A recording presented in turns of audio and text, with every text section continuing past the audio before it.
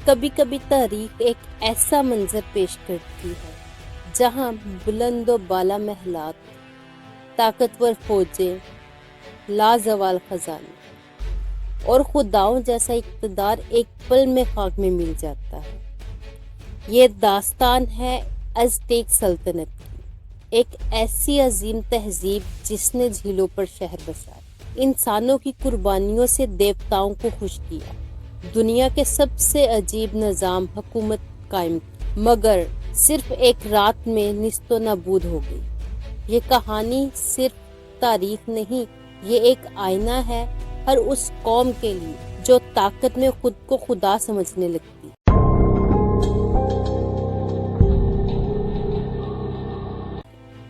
अस्सलामुअलैकुम, मैं हूँ अवानज़ादी और आप देख रहे हैं माजी के पन्ने, जहाँ मैं तारीख और हकीकतों से भरपूर मालूमात लेकर आती हूँ। वक्त का पहिया हमें 1100 ईस्वी की तरफ ले चलता है। ये वो ज़माना है जब दुनिया के मुख्तलिफ हिस्से अपनी दास्तानें लिख रहे थे। यूरोप सलीबी जंगों में मसरूफ था, एशिया में मंगोल सल्तनत अरूज पकड़ रही थी और मशरिक़े वस्ता में सल्तनतें बदल रही थी। लेकिन बहरे ओकियानोस के पार एक ऐसी सरजमीन थी जिसमें यूरोपी आंख ने अभी तक देखा भी नहीं था, मौजूदा मेक्सिको। ये खित्ता पहाड़ों, झीलों, सब्ज वादियों और जरखेज जमीनों से भरा हुआ। दर्जनों कबाइल यहाँ आबाद थे। हर कबीले का अपना खुदा, अपनी जुबान और अपनी रवायात थी।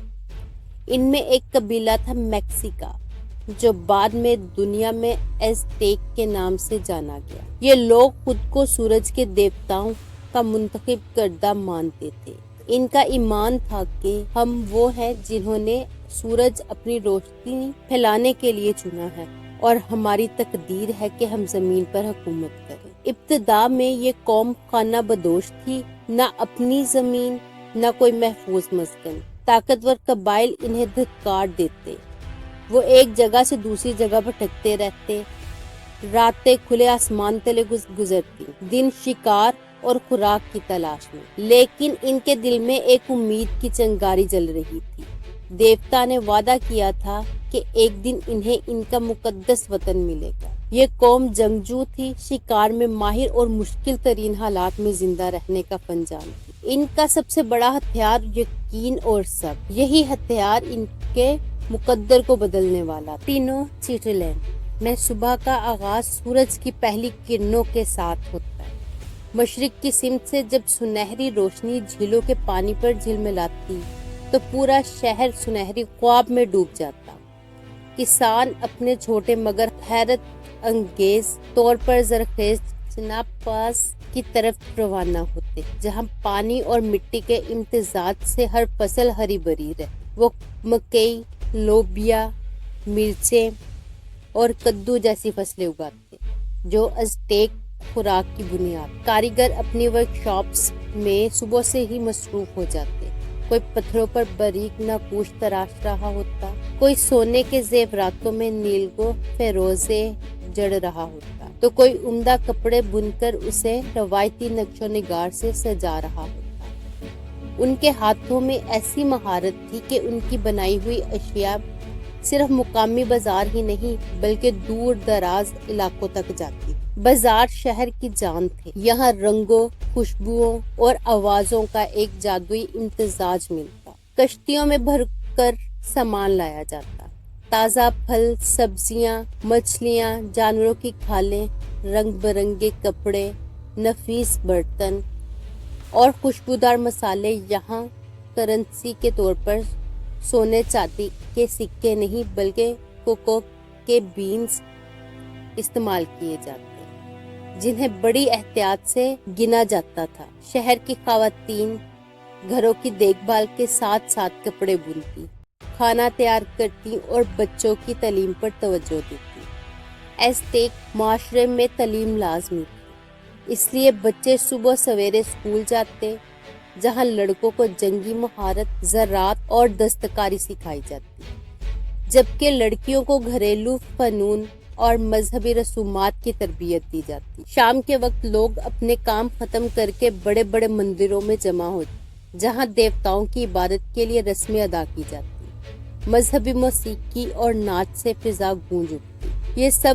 کچھ اس وقت تک ہو رہا تھا جب یورپ کے بیشتر شہر صفائی اور صحت کے حوالے سے بدترین حالت میں تھے۔ گلیوں میں کچرا، بیماریاں اور تعفن عام تھا، مگر ٹینوچٹلان میں پکی سڑکیں، عوامی باغات، صاف پانی کی نہریں، اسکول، ہسپتال اور غسل خانے موجود۔ یہ صرف ایک شہر نہیں بلکہ تہذیب، ترتیب اور خوبصورتی کا ایک زندہ شاہکار تھا۔ ایزٹیک سلطنت میں مذہب محض عبادت کا نام نہیں تھا، بلکہ یہ پورے معاشرتی ڈھانچے کی بنیاد تھا۔ ان کے نزدیک کائنات کی بقا، سورج کی روشنی، بارش کی رحمت، سب کچھ دیوتاؤں کی خوشنودی پر منحصر تھا۔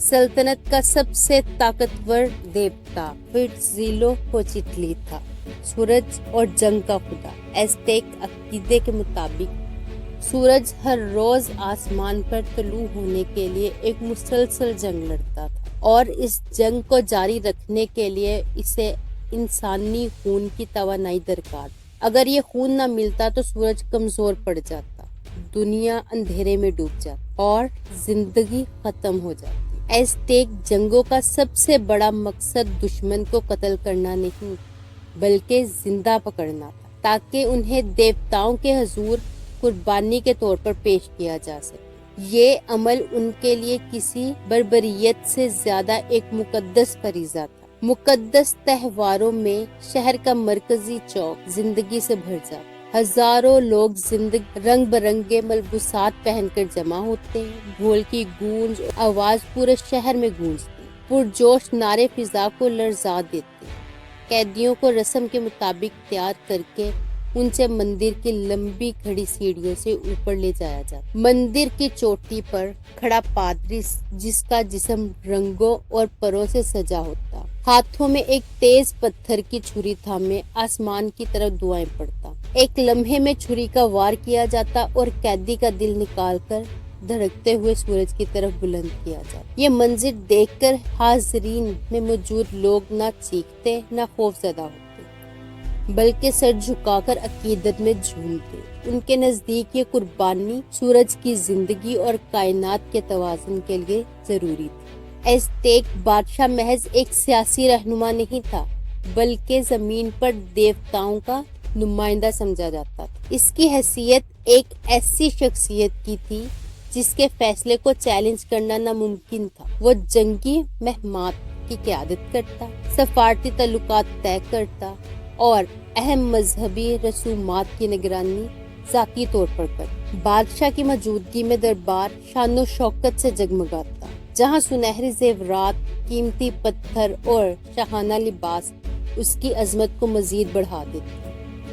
یہی طاقتور اتحاد، مذہب، فوج اور سیاست، سلطنت کی بنیاد اور اس کی سب سے بڑی طاقت تھی۔ لیکن تاریخ کے ستم ظریفی یہ کہ یہی اتحاد ایک دن ان کی سب سے مہلک کمزوری بننے والا تھا، کیونکہ مذہبی عقائد اور طاقت پر اندھا یقین ان کے زوال کی راہ ہموار کرے گا۔ 1519 عیسوی مغرب کی سمت سے ایک نیا خطرہ ایک اجنبی دنیا سے آیا۔ اسپین ایک مہم جو ہرنان کورٹیس، جس کے ساتھ صرف چند سو سپاہی، لیکن وہ سپاہی دنیا کے سب سے جدید ہتھیاروں سے لیس تھے۔ ان کے پاس لوہے کی زرہ بختر آتشیں، بندوقیں، توپیں اور سب سے بڑھ کر گھوڑے تھے۔ وہ طاقتور جانور جن پر بیٹھ کر سپاہی دشمن پر بجلی کی طرح ٹوٹ پڑتے۔ ایزٹیکوں نے اپنی پوری تاریخ میں کبھی گھوڑا نہیں دیکھا تھا۔ ان کے لیے یہ سپاہی اور گھوڑے ایک ساتھ ملے جلے عجیب و غریب دیو جیسے لگتے۔ ایزٹیک مذہب میں ایک پرانی پیشے گوئی تھی کہ سفید فام داڑھی والا دیوتا کوئٹزلکواتل مشرق سے واپس آئے گا اور سلطنت میں امن و خوشحالی لائے گا۔ جب کورٹیس اور اس کے سپاہی مشرق سے آئے تو بادشاہ مونٹیزما کو گمان ہوا کہ شاید یہ وہی دیوتا ہے۔ اس نے کورٹیس کا استقبال شان و شوکت سے کیا، سنہری زیورات، قیمتی کپڑے اور نفیس تحائف پیش کیے، شہر کے دروازے کھول دیے، محلات میں جگہ دی۔ لیکن یہ مہمان دراصل تاجر یا اتحادی نہیں بلکہ جیتنے والے حملہ آور تھے۔ یہ فیصلہ جو عقیدے اور مہمان نوازی سے کیا گیا، ایزٹیک سلطنت کی بربادی کا پہلا قدم بن گیا۔ قبضہ، ظلم اور بغاوت نے موقع غنیمت جانا اور جلد ہی کورٹیس کو قید کر لیا تاکہ سلطنت پر مونٹیزما اپنی گرفت مضبوط کرے۔ پھر ایک دن ایک مقدس تہوار کے دوران جب شہری رقص اور عبادت میں مصروف تھے، اسپینی سپاہیوں نے اچانک حملہ کر دیا۔ ڈھول اور گیت کی آواز چیخو پکار میں بدل گئی۔ سینکڑوں نہیں بلکہ ہزاروں معصوم شہری تلواروں اور توپوں کا نشانہ بنے۔ خون سے فرش اور گلیاں سرخ ہو گئیں۔ یہ ظلم عوام کے صبر کا پیمانہ توڑ گیا۔ پورے شہر میں بغاوت کی ایک آگ بھڑک اٹھی۔ ہر گلی، ہر چوک میدان جنگ بن گیا۔ پتھروں، نیزوں اور غصے سے لیس عوام نے اسپینی فوج کو گھیر لیا۔ گلیوں میں گھوڑے پھسلتے، سپاہی ایک ایک کر کے گرنے لگتے۔ آخر کار کورٹیس اور اس کے ساتھیوں کو بھاری نقصان کے ساتھ شہر چھوڑنا پڑا۔ یہ رات تاریخ میں غم کی رات کے نام سے یاد کی جاتی ہے۔ اسپینی فوج اندھیری رات میں بارش کے دوران چپکے سے نکلنے لگی، مگر ایزٹیک سپاہی ہر طرف سے ان پر ٹوٹ پڑے۔ نہریں اور پل لاشوں سے بھر گئے۔ سونے کی لالچ میں اسپینی سپاہیوں نے اپنے تھیلوں میں ایزٹیک خزانے بھر لیے، مگر وہی سونا ان کی موت کا سبب بنا۔ بھاری وزن کے باعث کئی سپاہی پانی میں ڈوب گئے۔ صبح تک سینکڑوں اسپینی سپاہی مارے جا چکے تھے اور کورٹیس کے لیے یہ اس کی زندگی کی سب سے کالی رات تھی۔ 1521 عیسوی وقتی طور پر کورٹیس کے بعد لانوچی ٹریسٹ پر پسپا ہو گیا، مگر اس نے ہار نہیں مانی۔ وہ اپنی شکست کا بدلہ لینے اور ایزٹیک سلطنت کو مکمل طور پر ختم کرنے کے لیے تیار ہو رہا تھا۔ اس بار وہ اکیلا نہیں آیا۔ راستے میں اس نے کئی مقامی قبائل سے اتحاد کر لیا جو ایزٹیک حکمرانی کے خلاف تھے۔ ان قبائل کو کورٹیس نے آزادی اور لوٹ کا وعدہ کیا۔ اب وہ صرف چند سو سپاہیوں کا سردار نہیں رہا تھا، اس کے پاس ہزاروں اتحادی جنگجو تھے، جدید ہتھیار اور وہ بے رحمی جس نے یورپ کی فتوحات کو ممکن بنایا تھا۔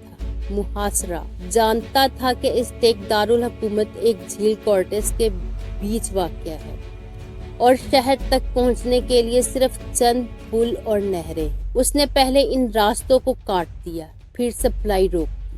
خوراک کم ہونے لگی، پانی آلودہ ہو گیا اور شہر میں بیماری پھیل گئی، خاص طور پر چیچک اسمال پاکس، جو یورپی سپاہیوں سے مقامی لوگوں میں پھیلی اور جس کا علاج ایزٹیکوں کو معلوم نہ تھا۔ چند ہی ہفتوں میں ہزاروں لوگ مر گئے، یہاں تک کہ ایزٹیک فوجی بھی کمزور ہونے لگی۔ جب شہر کمزور ہو گیا، کورٹیس نے چاروں طرف سے حملہ کر دیا۔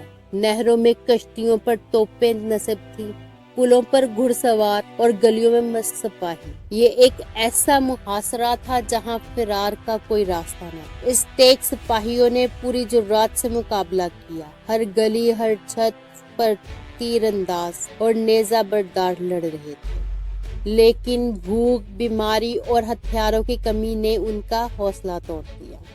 آخر کار بادشاہ جو مونٹیزما کی موت کے بعد تختے پر آیا تھا، دشمن کے ہاتھوں گرفتار ہو گیا۔ اس سے کورٹیس کے سامنے لایا گیا۔ اس نے فخر سے کہا، اگر تم نے میرا دل فتح کر لیا تو مجھے جلدی مار دو تاکہ میں اپنی شکست نہ دیکھوں۔ نہ اسے مارا نہیں بلکہ قید کر لیا، اور 1921 کو 200 سالہ عظیم ایزٹیک 13 اگست یو سلطنت کا خاتمہ ہو گیا، جو کبھی جھیل کے بیچ چمکتا ہوا ایک خواب تھا۔ زمین بوس کر دیا گیا، اس کے مندر توڑ دیے گئے، سڑکیں اور نہریں مٹا دی گئی، میکسیکو اور انہی کھنڈرات پر نیا شہر بنایا گیا۔ یہ صرف ایک فوجی فتح نہیں تھی بلکہ ایک مکمل تہذیب کی موت تھی، ایک ایسی تہذیب جو اپنے عقائد، فن تعمیر، علم فلکیات اور جنگ مہارت میں منفرد تھی۔ مگر جس کی قسمت ایک غلط فہمی اور بیرونی لالچ اور اندرونی کمزوریوں نے مٹا دی۔ ایزٹیک سلطنت جو کبھی جھیلوں پر چمکتی تھی اب مٹی اور خاموشی میں دفن ہو گئی۔ یہ کہانی بتاتی ہے کہ طاقت صرف ہتھیار میں نہیں بلکہ عقل اور وقت کی پہچان میں ہوتی ہے۔ جو قوم وقت کو نہ سمجھے مٹ جاتی ہے۔